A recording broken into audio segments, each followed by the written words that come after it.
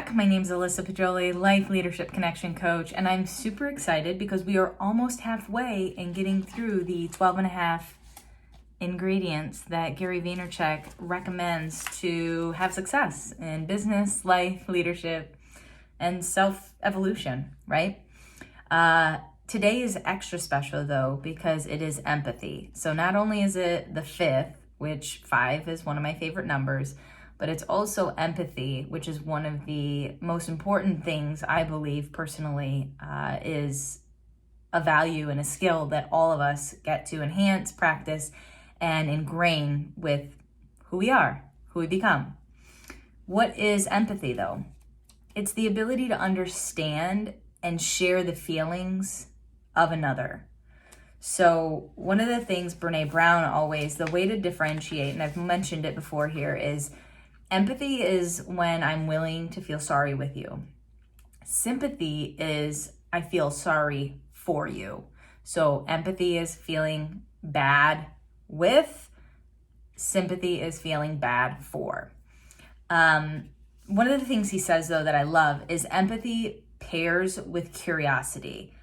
When you're empathetic, you recognize why people behave the way they do, which then I believe in my personal experience is a nice catalyst for better understanding, more compassion, more kindness, as well as allowing regulation to be a little easier. It's not to say that I'm like amazing at my own emotion regulation when I'm really irritated or stressed out, but when we are coming from a grounded space of empathy, it allows us to not only be curious, but to have that awareness to understand, oh, there's something deeper here with this individual.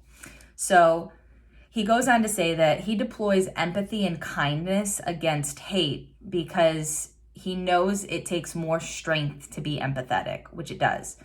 From the outside, people think that those who come with negativity and aggression have the advantage in the interaction, when really he thinks it's the reverse.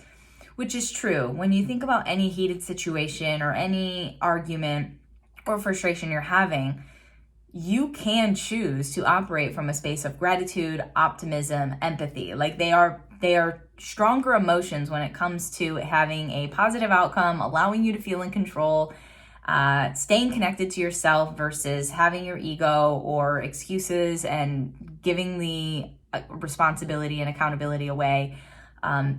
It really when you're coming from a space of empathy, you are the stronger person regardless of the negativity and aggression that's coming at you, because you're willing to be more understanding and you know that it's not what it seems at the surface. So also then in the work I do with my clients is teaching them and training them to understand that, so then they're less likely to take things personally, because as soon as you start taking things personally, that's when shit goes like bad.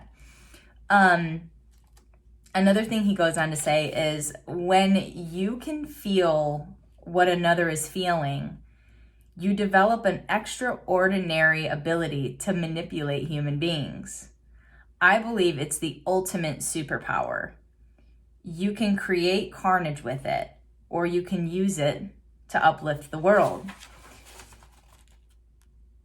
One thing, and that is so important because positivity is infectious, right? If you ever know someone who's always positive, like you want to be around them. And the same goes with empathy. If you root yourself in empathy, you can uplift the world with it and connect with people and manipulate people in a positive way, not in like a narcissistic, dysfunctional way, but you can use it to your advantage. One of the things he says as well is it's one thing to have empathy, it's another thing to use it. So if you are a person that's like, oh yeah, I'm understanding, I like absolutely relate to people, I share my feelings, I'm willing to listen to theirs, it's one thing to have it, but another thing to use it. And I believe that if more people used it, we would have less violence, less divorce, less misunderstanding. Like it's just something that's not used. It's a very conscious, effortful practice, to be honest. And so last few things to wrap up is if you don't have self-awareness with self-acceptance and self-love by association, then empathy might be one of your halves. Your own insecurities are like anchors weighing you down, preventing you from truly bringing value to others.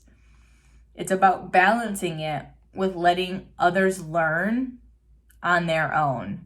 So I'm going to repeat that before I wrap up the last statement. But if you don't have self-awareness with self-acceptance and self-love by association, then empathy might be one of your halves. Your own insecurities are like anchors weighing you down and preventing you from truly bringing value to others. The last thing he mentions is empathy is like a cheat code in business and life. I actually think it makes the other 11 and a half ingredients easier to use. You can handle any situation if you can feel the feelings of others involved. So, check in, reflect. Do you have empathy and do you use it? If you don't have it, what gets to change in order to start applying it? Is it checking in more often? Is it sharing more? Is it journaling more? Is it reading more about it? Like, how can you move your state of consciousness and your level of empathy and bring it from just this is what it is to it, like, this is part of me, to this is me? That's the check-in for this week.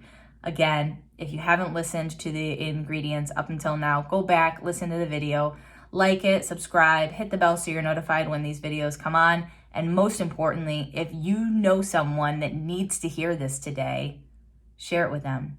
Sharing is caring, and we can only uplift the world one resource at a time, one share at a time. So be well, be kind, stay empathetic, and I'll see you next week.